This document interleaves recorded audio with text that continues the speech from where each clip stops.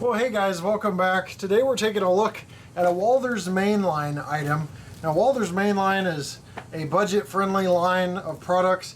This is equipped with DCC and sound, and it's the Alco PA A and B units. This one in Pennsylvania Railroad scheme, so let's see what you get in the box next.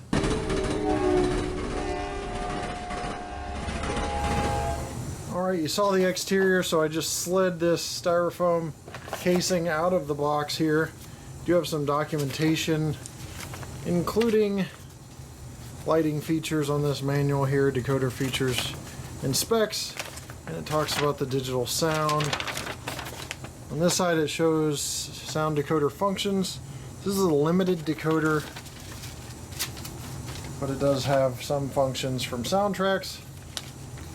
And on this piece of documentation, just exploded parts diagram if you need to order anything. There's a corresponding number. Locomotive itself, I chose to unbox the B unit, but there you have it. Very robust. Heavy as a brick is the first thing I noticed. You'll be able to see what it weighs in later in the review as I weigh all of the products I review, but I'll go ahead and sit this down. We'll take a look at these B unit and the A unit closer. Okay, just taking a look at the unit. Again, budget-friendly model, so there's not going to be a ton of detail. Probably center that so we get a nice even turn. But looking at the front, you've got a flat nose that is a staple of the Alco PAs. Headlight, number boards, marker lights. Got a coupler with magnetic trip pin here. You do have windshield wipers that are separately applied, and there's a windshield installed. Horn, bi-directional, one on each direction up top. Separately applied handrails on the side for cab entry right here. Pennsylvania Railroad seems nice and clear print. Doesn't seem to have any fuzzy appearance to it. You do have some slight see-through grating on the side here that looks like it's molded in. And windows here with plastic inserts. Now it has nice truck detail, you can see that.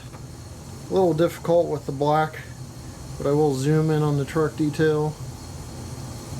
And the fuel tank there. Just the back end. Now these are remarkably heavy. A very good thing to have, a good problem to have I should say, with a budget-friendly model, because budget-friendly models have to have cost-cutting basically baked into the production. But it's nice that they did not cut costs with weight, because these are very heavy. The shell can easily come off. It looks like simple couplers holding on the shell. So once you remove the couplers, the shell seems to be able to pop right off. There's nothing really holding it down, so you do want to pick up the locomotive from the bottom when you're handling it. See the lift lugs back here on the diaphragm, and the diaphragm is not sprung, but you do have the lift lugs right there. And there is some roof detail as well, rear coupler there, and here's the other side of the loco. But let's go ahead and take a look at the roof. That nice see-through fan detail, another thing you don't see on budget friendly models too often. So that radiator fan is nice and see-through. Looks great, has a metallic appearance. And you see all the rivet detail up top on the roof, along with the exhaust stack and the horn. Right, we'll take a quick look at the B unit and then continue on. Now you saw the B unit unboxed. More of the same detail, not a whole lot of variation obviously, other than it's missing a cab because it's a B unit, not because Walthers did anything incorrect. But you're going to have diaphragms on both ends on the B unit. You have that same great weight. The lift lugs we mentioned before, the see-through fan detail on the roof that I really like, mentioned before. So these two combined, their pulling power is probably going to be insane, but we'll check that out.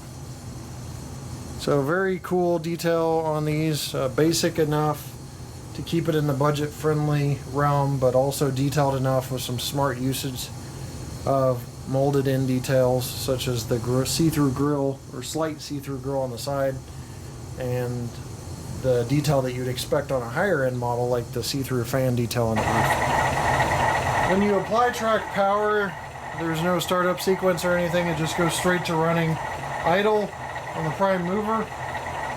There are a total of 5 functions listed on the function assignments manual, so we'll just go over those, as I'm unsure if there's anything outside of that. F0 obviously handles headlight.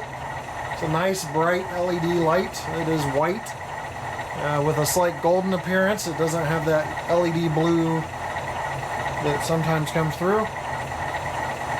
We do have F1 bell. It's not listed on this, but it's obviously included. F2 is air horn. F3 is short air horn. F5 says it varies with model. It doesn't look like it does anything here. And F8 handles mute. So all the functions listed operate as advertised. Just remember that the manual doesn't include the bell, but there obviously is a bell on this unit. Sound is actually pretty good. It's got a good volume. There's no baffle resonance or whatever they call it, where you get that tinny sound. So pretty well executed sound on this model as well. We're going to move this at one speed step of 128.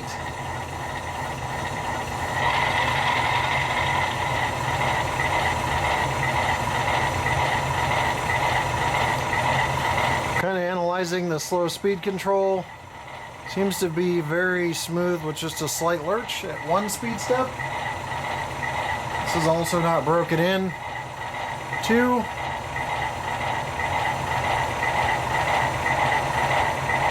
3. Everything's completely smoothed out by about 3 speed steps. 4. And 5. You can see the drive is very smooth. Another thing that sometimes doesn't happen on budget-friendly models, but is definitely the case here, smooth drive. 1 in reverse. I do have a truck off, so I'm going to just place that back on. Make sure we get an accurate view of what's going on with all trucks on there. So there's 1 in reverse. 2. I meant wheel, by the way. One of the wheels came off, not the entire truck. Came off the rail.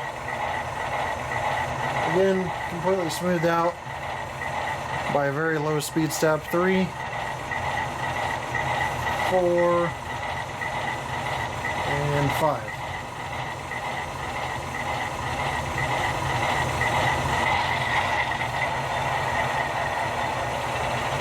So prime mover responds according to throttle, so that's good. There's not a huge delay.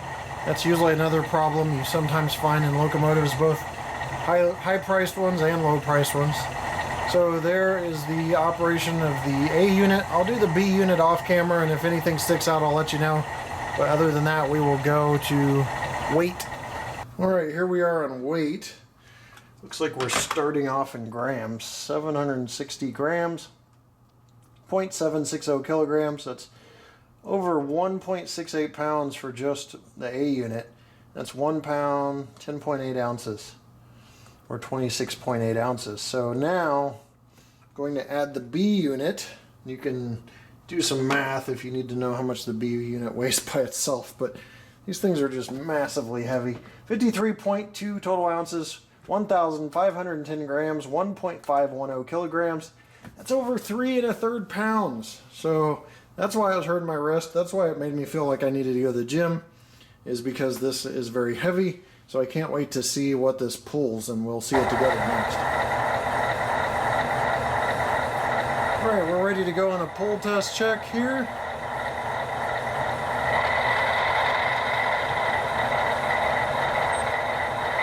7.7 ounces. Now if you want the pull test for just one of these units, simply cut it in half. So you're going to be at about 3.8 or 3.9 ounces per unit. Now just for a rough estimate, an ounce of pull is equal to about 15 regularly sized freight cars in HO scale. So you can do the math. You're at over 90.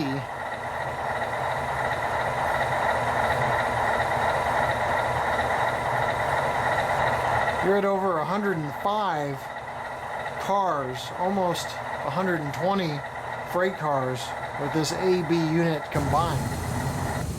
Quick look at the rear coupler height.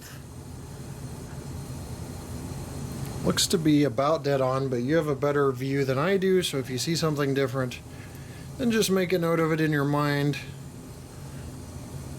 because I'm operating from an angle here. There's the front coupler. I believe that's a little out of focus, but I can't really tell again because I'm operating at an angle and the viewfinder is hard to see.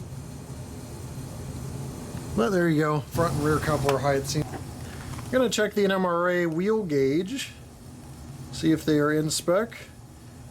The back 3R, front 3R.